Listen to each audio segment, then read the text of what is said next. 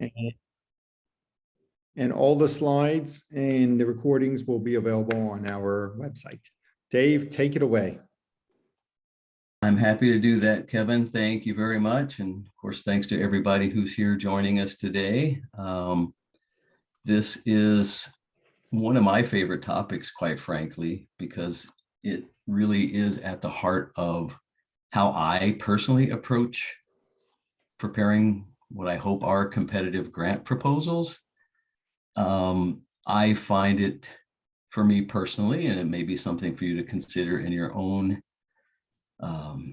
own perspective on your grant proposals. I approach the preparation of a grant proposal from the mind of the reviewer, because it's really the reviewers who influence greatly the decisions that are made by the NSF staff after a proposal's been reviewed. And we're going to look at the trajectory of a proposal once it's been submitted and goes through the process of merit review. If you've never reviewed for NSF, I strongly encourage you to do that. It doesn't matter what program it is. It doesn't matter what directorate it is. The merit review process still is anchored by the same 2 merit review criteria. Every proposal that NSF receives, or almost every, there are a few that get internally reviewed, but the vast majority undergo the same analysis by these 2 merit review criteria that we're going to examine here today. And so I strongly encourage you to reach out to somebody like Celeste Carter or another program officer in the Division of Undergraduate Education. Send them a 2-page document prepared according to how your bio sketch in a proposal would be prepared, and say, I'm from a community college and would like to review, because there is a shortage of community college reviewers in particular.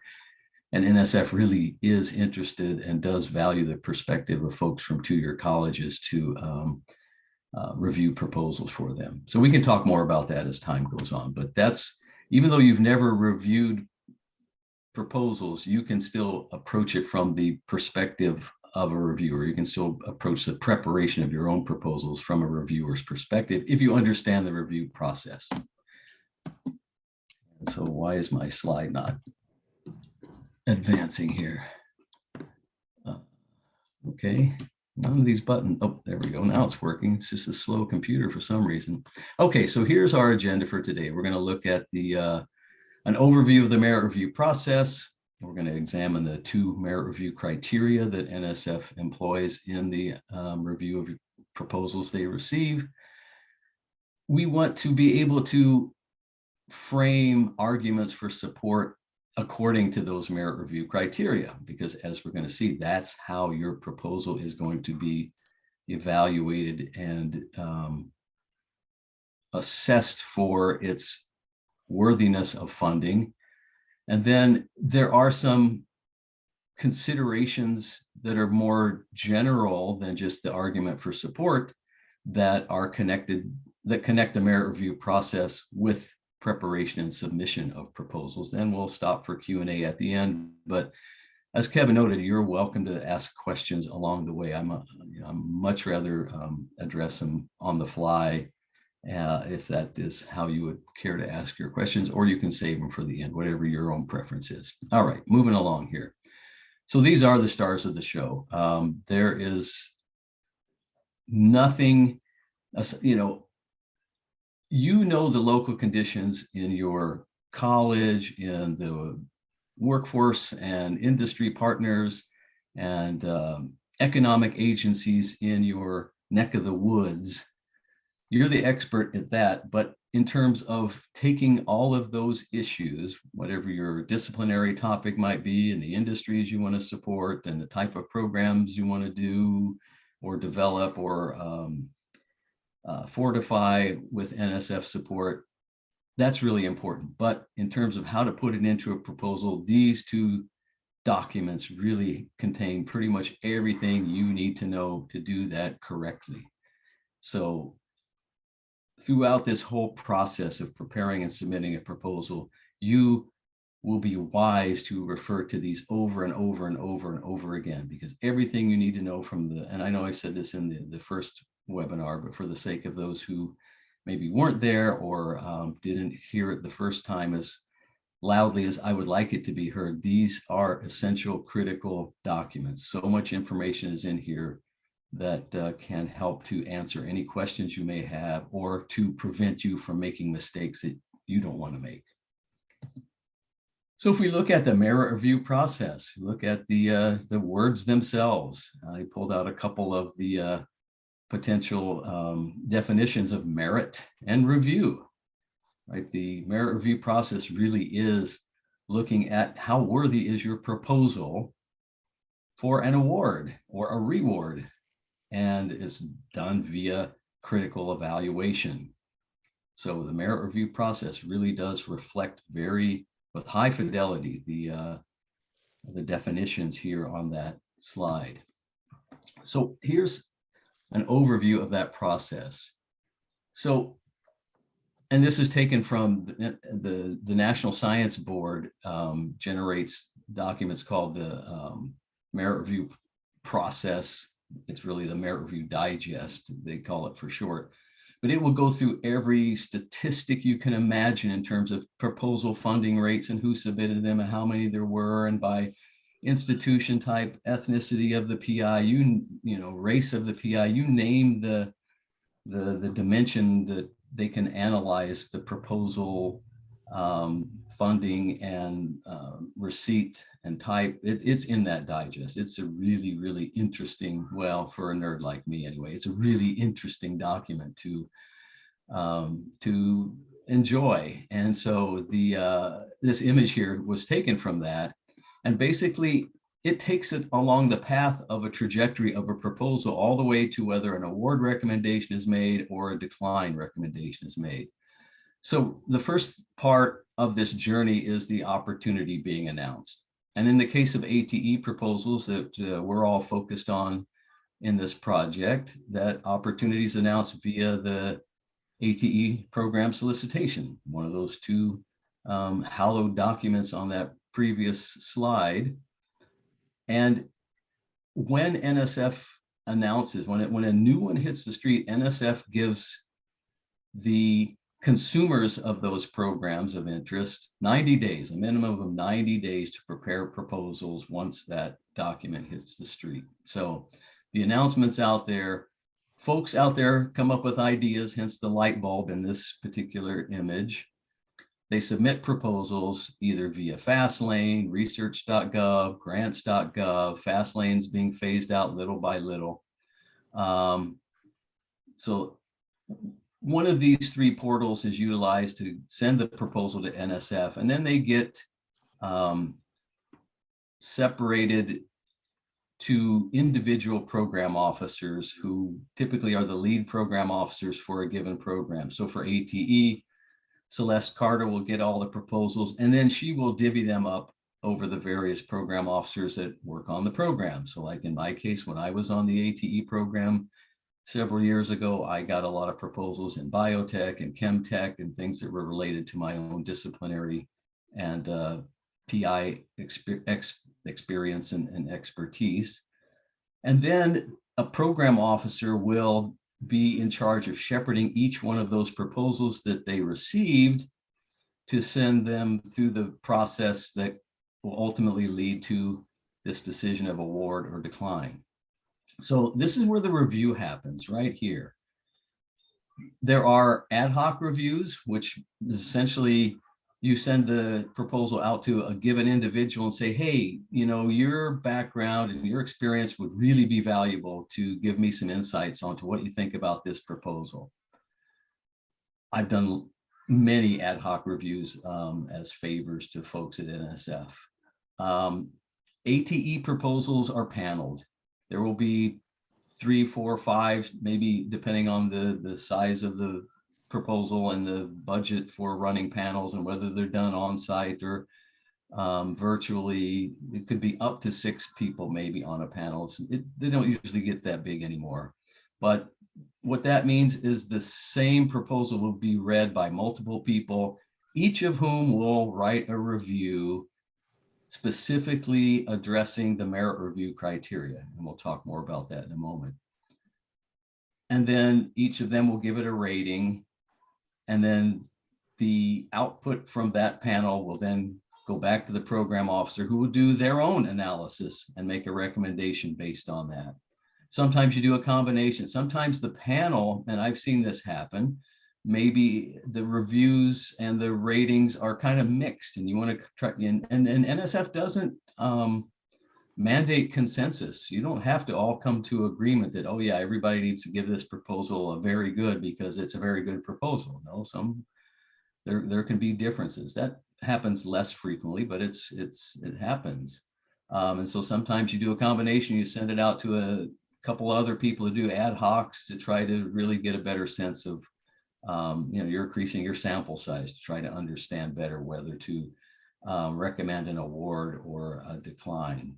But again, once the output of the review by your peers is done, the program officer takes it, does their own analysis, analyzes all the reviews, analyzes the proposal, and then based on that comes to a decision as to whether to recommend. They don't get to send the money out the door, but to recommend an award or a decline. And then they send that to their division director, and that individual will either concur and say, yep, you recommended it be award, I concur. So it goes on this pathway, then off to the Division of Grants and Agreements, who then will ultimately look at financial issues and potentially make an award to the organization. And across this axis here, this temporal axis, shows approximate times for expecting these sorts of processes to occur. Of course, the other alternative pathway here is the program officer, and this is more often than not, the program officer makes a recommendation to decline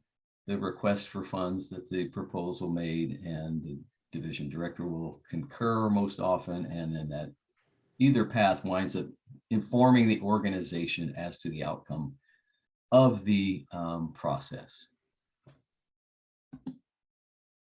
And it's at this stage right here where the merit review criteria are employed heavily to determine the outcome and fate of that proposal.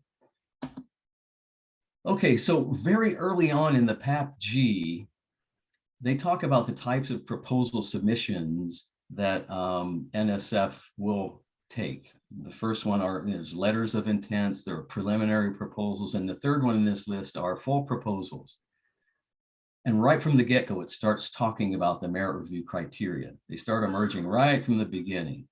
And so what you're going to be submitting is a full proposal. It may be to a track in the ATE program for a specific type of institution, but it will be a full proposal, 15 pages of project description and all the trimmings that go with that. And so a full proposal should present, and this is why I say the PAP-G and the program solicitation are essential, because it tells you right from the beginning what should be in a proposal. It should present the objectives, significance of the proposed work, suitability of the methods, qualifications, effect of the activity, and of course, amount of funding required. But it should present the intellectual merit and broader impacts of the proposed project clearly, and should be prepared with the care and thoroughness of a paper submitted for publication. So it tells you right from the beginning of the PAP-G that your proposal needs to present these things. They should be framed in these merit review criteria of intellectual merit and broader impact, and it should be done with utmost care and thoroughness. So also in the PAP-G, it then spells out what these merit review criteria are. Basically, it's all the who, what's, why, where, and how type stuff needs to be present in your proposal. You do not want to leave reviewers asking those questions. Well, how are they going to do that? Or what is it they're going to do? And who's going to be responsible for this? No, you want to make sure your proposal addresses all of those aspects of the proposal. So this is straight out of the PAP-G. I'm not going to read everything, but it really does spell out how to approach preparing a competitive proposal for NSF to evaluate. The two criteria, the intellectual merit criterion encompasses the potential to advance knowledge, and the broader impacts criterion encompasses the potential to benefit society and contribute to the achievement of specific desired societal outcomes. So this is a list that I really, really, really want you to think about. And there's an accompanying one that the ATE solicitation will also provide several slides from now. But these slides are going to be made available to you. These are, again, taken from the links at the bottom of each slide. Those are active links, so you can go right to the PAPG and find these. But those broad definitions on the previous slide of intellectual merit and broader impacts are just that. They're kind of large pixel size definitions. Here are more specific questions that are asked by the reviewers. And keep in mind, when somebody reviews your proposal, there's a very prescribed structure for their review. They are asked to explicitly address both strengths and weaknesses under the intellectual merit criterion and strengths and weaknesses under the broader impacts criterion, along with some other stuff. They're asked to look at the data management plan. They're asked to look at solicitation specific review criteria, which the ATE program does have some. We're going to talk about that. And so these questions will help you to understand what the reviewers are going to be asking in order to do their own review of your proposal. So again, I'm not going to read all of these to you, but you can see that, they're kind of very fundamental, foundational type questions. How qualified is the individual, team, or organization to conduct the proposed activities? Is the plan well-reasoned? So on and so forth. Are there adequate resources? These are all things that your proposal should make very clear. Don't leave anything to the imagination of the reviewers. Fill in every gap possible. So these particular questions are ones I think would be good to review again and again and again to make sure you're hitting all those aspects of making your case for funding. So if we turn to the ATE program solicitation now from the PAPG, you'll see right in the solicitation itself is a section on proposal processing and review processes or procedures. And it also includes the merit review principles and criteria, the review and selection process. It's all right in there as well. So that's, again, it's a high level part of NSF operations to ensure that PIs have sufficient, and the teams of folks putting together proposals have everything they need to do to prepare a competitive proposal. But the onus is on them to tap into the resources that NSF makes available, i.e. the PAPG and ATE program solicitation in this endeavor. And again, if I pull open that part of the solicitation here on page 13, it is taken verbatim from what's in the PAPG. They just took the PAPG and reproduced it right here, the same stuff that we saw on a different slide. Again, they are trying to accentuate the importance of understanding merit review so that you can understand how your proposal will be evaluated. This is also from page 10, and it tells the PI, the project description must explain the project's motivating rationale, goals, objectives, deliverables, et cetera, et cetera. And so basically this is just sort of recasting one of those questions that was a few slides ago that I said you need to return to again and again to keep reminding yourself what reviewers are going to be looking for. And so basically the language here in the solicitation really is just reinforcing and emphasizing and restating stuff that is found in the merit review criteria. It is so very important. Now, this is what I said, that there are also what are called solicitation specific review criteria. And the ATE program does list them on page 14 of the solicitation. You do need to be mindful of them because the people evaluating your proposal will be aware of them and will be looking for answers to these questions throughout the narrative of your proposal. So again, I'm not going to read all of these to you, but it is really important that you recognize that there are sets of questions tied to each individual criterion, such as does the work under intellectual merit, does the work build on that base and the work of others when talking about your work being informed by research literature. You need to know who's done what and build upon that. And broader impacts. Are the results and products of the project likely to be useful at other institutions? Think about how you can put some content in your proposal to indicate, yeah, what we're doing here is could be adapted and implemented elsewhere in institutions where similar opportunities exist for serving workforce needs. So, last webinar, I had this slide included talking about the evolution of a program solicitation.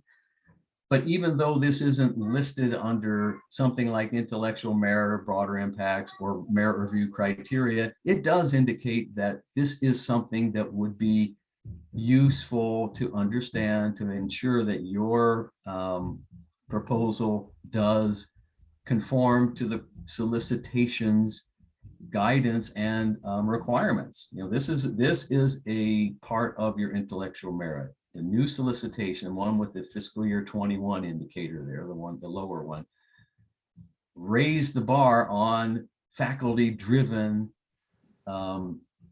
character of your proposal. It's required that projects be faculty-driven. Used to be expected, now it's required. So you need to ensure that your proposal confers that to the reader that this is a faculty-driven endeavor. And that's part of the intellectual merit. That would be a strength under intellectual merit. If it's very clear that this is faculty-driven, that would be a strength to the intellectual merit.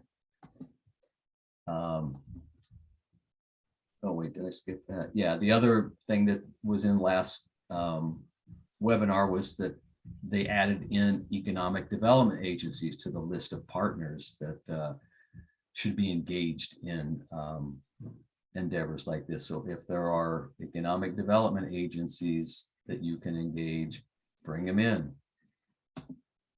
So when it comes time to prepare your proposal, this is what the dashboard in Fastlane looks like. And I strongly encourage you to use Fastlane. NSF on that first image I looked at provided those 3 paths, research.gov, which you can't use anyway for ATE. It doesn't accept ATE proposals, but grants.gov does. But I strongly encourage Fastlane to be used because it is geared for NSF proposals better than grants.gov. Anyway, this is where the merit review criteria will intersect with the road, sort of where the rubber hits the road here. And that is in your project summary. So when you push any of those go buttons, it opens up a new piece of the proposal that you either upload your own document or you put information into fields on a web page. But in the project summary, when you click on that, what do you see here? You see 3 fields that must have content. An overview. You need to make a statement of the intellectual merit, and you need to make a separate statement of the broader impacts of your proposed work. In those fields, you save it and then go back. And when you do that, this is one from a proposal I did more than a decade ago, when the International Year of Chemistry hit the streets, when the United Nations claimed 2011 to be International Year of Chemistry. NSF had a special call for proposals. So I put in some, since I live on an international border, I got some money to travel the whole length of the border doing really cool hands-on science engagement with children living in very out of the way, highly impoverished places. And but this is sort of what over here is the whole product of entering stuff into those fields. And then there are the 2 larger views of the intellectual merit and broader impacts that I will allow you to read at your own leisure. And there's a couple of links down below that'll take you to an article that the American Chemical Society did on my project and a blog that I kept that you might find interesting. It was a lot of fun. I'm very happy I had that opportunity. Here we go, back to the dashboard in Fastlane. Project description will also have an intersection with the merit review criteria because the PAPG, which again, those links down at the bottom will take you specifically to this section of the PAPG, says that the project description also must contain a separate section within the narrative that discusses the broader impacts. So you need to include a section. So part of those 15 pages of project description, part of that real estate needs to include a section on the broader impacts. So again, as regards proposal preparation, you need to be aware of the impacts of the merit review criteria on your proposal. And once again, back into Fastlane and this proposal preparation idea and its intersection with the merit review criteria. There's a host of these ancillary forms, and you will hear folks say, oh, well, they're just kind of fluff and just, copy and paste something, or just, just throw something together. And in that regard, I will always take a complete polar opposite to that, because they should be done very well, in particular this form, the facilities, equipment, and other resources form, because this is really an opportunity to talk about what resources are available to support the project, which is an intimate part of the intellectual merit criterion. So right out of the PAPG, when it talks about that form, it says this section of the proposal is used to assess the adequacy of resources available to perform the effort proposed to satisfy both criteria. I'm highlighting some of the stuff here, both physical and personnel. Don't just put down, oh, well, we've got a lab that's got this equipment that can be used in these courses, and faculty members have access to the internet and computers in each office, and etc. Zoom or what have you for video conferencing. That's all important. I'm not saying don't include that, but don't just make it a perfunctory document. Think about your own unique set of resources that you can highlight that are directly applicable to the proposed work. You don't want to put in a proposal that's developing, that seeks funds to develop an advanced manufacturing program and talk about the Olympic swimming pool that you have in your rec center. That's not directly applicable, but you do want to think about what are resources and people that can be devoted to this project. This is really an important form, not to be taken lightly. And again, going back to that list of questions to consider when assessing review criteria, number 5 said, are there adequate resources available to the PI to carry out the proposed activities? This is a place where you can accentuate that, where you can go beyond what you put in the project description.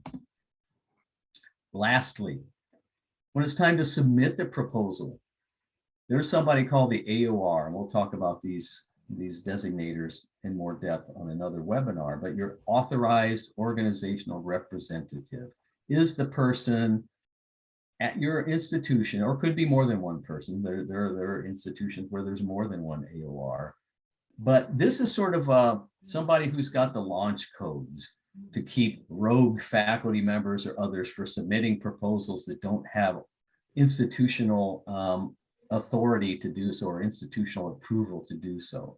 So when somebody's working behind the scenes in Fastlane, they can't just submit the proposal. They can allow this individual, the AOR, to have access to it, and then that person submits it.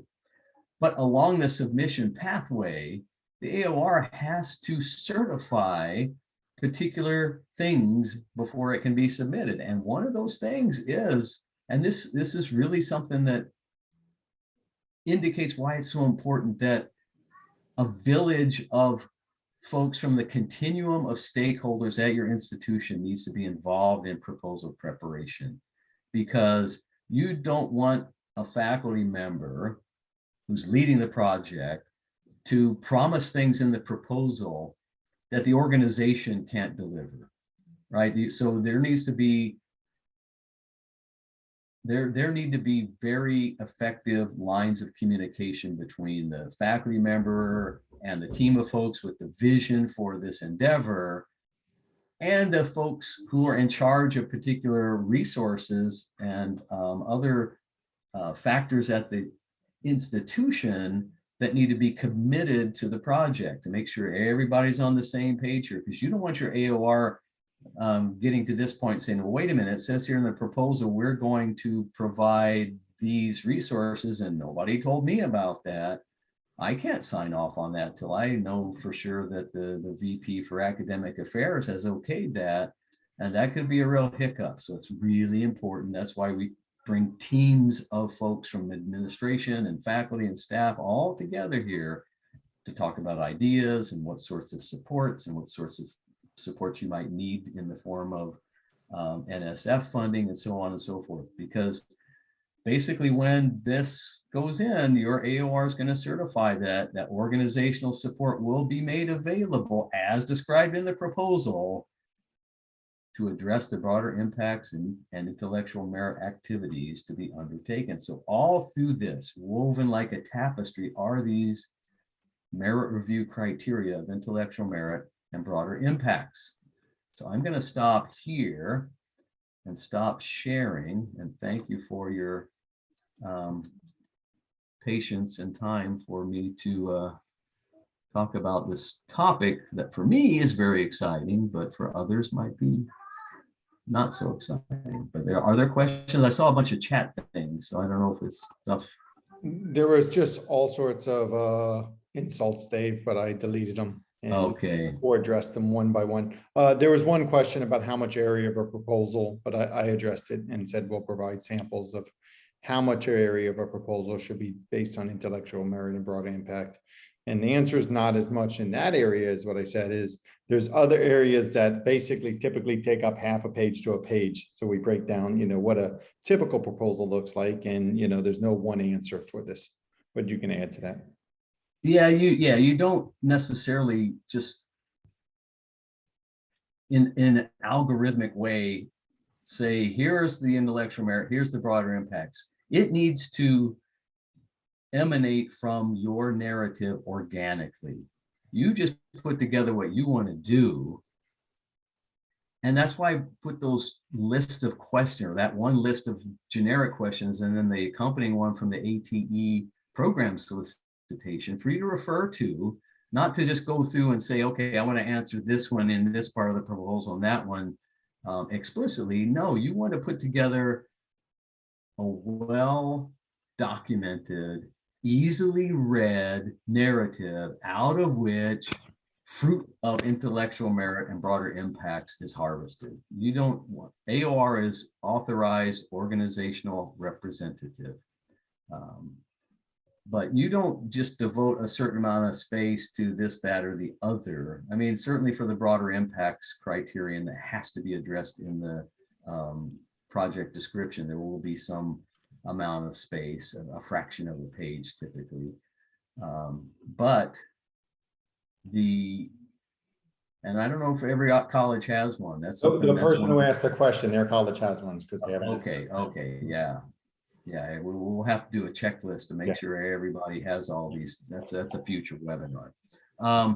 But again, you don't want to make this look like a laundry list. You want this to look like an engaging novella, 15 pages of, oh my gosh, this is a great proposal. This needs to be funded because I can read this and I don't have to ask questions. I know who's doing what, why they're doing it, that the industry is bought into it. It's all very clear here. So when I write my review, I'm going to say, okay, intellectual merit, strengths, well-qualified PI, great institutional support, engaged industry partners. I can put all these things down without being told explicitly, oh, we have this criterion here and we have that criterion there. You don't want to just, again, make it into a laundry list. That's not as much fun to read as something that's a passionate plea for funding because you've got these great ideas. You've got this unmet need in your local STEM workforce, and you've got a great plan, an organized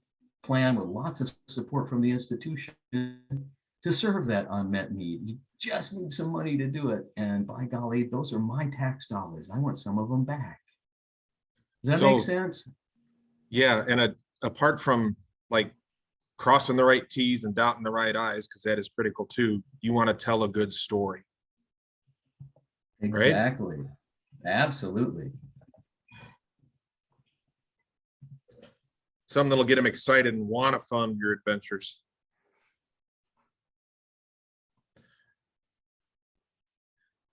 Appreciate you, Dave.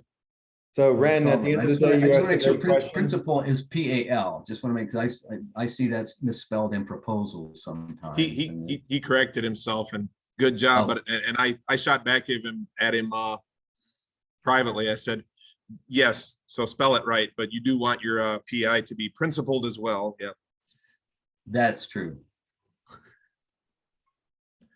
Very good.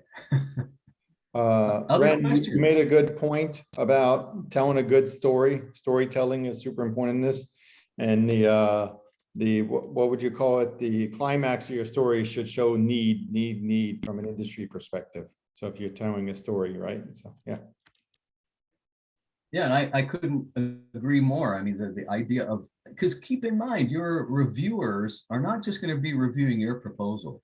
They're going to have a stack of, you know, roughly a dozen plus or minus proposals that they're all going to read, same ones. It's a lot of work. If they, you know, if your proposal doesn't flow well, if it's, again, this laundry list idea is something to avoid, because that can be a lot of effort, you know, sort of cross matching this. It's kind of like a matching game. Match the word in this column with the character in that column. No, you just want to write a story that the reader says, oh my gosh, this is like an oasis in this stack of tough stuff to read. I like the story. It's flowing well. The pieces just fit so nicely. You want to have a nice tapestry and not a quilt. You want something that's nice and flown together and not just piecemeal attached. No, the budget is not the last page. The budget is a separate entity all in its own right. The budget is not part of the project description. And Dave, you're going to get into budget at some point in time as well. We're going to have a whole webinar on budgets. That's right. Mm-hmm. So we're kind of methodically walking our way through it. Yeah, we're they're going to be working, when you start working on your proposal, you're going to have a subject matter expert and one of us on your team to talk about budgets specific to your own proposal. That's a really good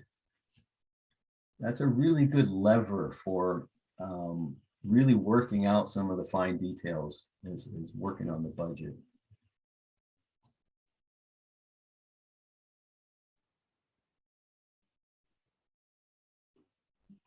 Anything else?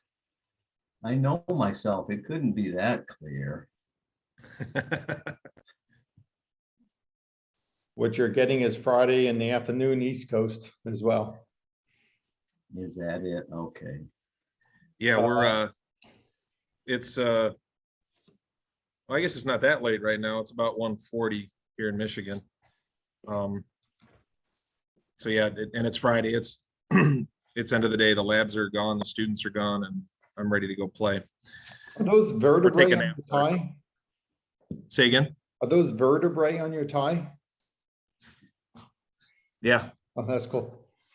And what the talk we had about writing earlier, you just triggered that because one of our nice new English faculty found these. I was complaining that Amazon didn't have enough anatomy ties, and I teach anatomy, and she found a few ties that had anatomy stuff on it that wasn't on Amazon. So that was awesome. And speaking of the English faculty, I liked what I don't know how to pronounce your name, buddy, but we've communicated a little bit. Rasul. Rasul put up, writing should be concise, coherent, and aligned with what you're after, and with good practice in terms of getting funding. But I might bring in that English prof or recommend it, and maybe even somebody who's in creative writing, and don't take that the wrong way. We don't want our grants to be creative and BS, but we want our grants to be readable and to tell a good story. Agreed. I think, so.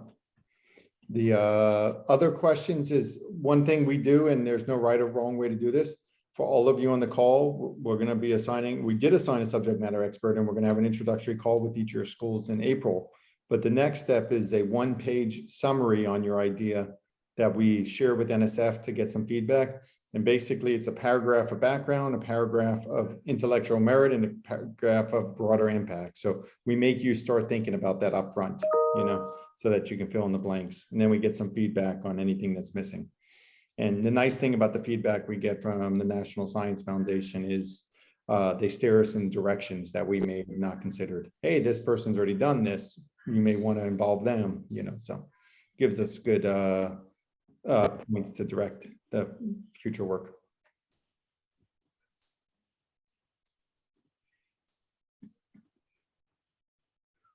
Okay, Dave, I'll let you conclude. If there's no other questions, I'm gonna let Dave summarize, and I'm gonna turn off the recording now.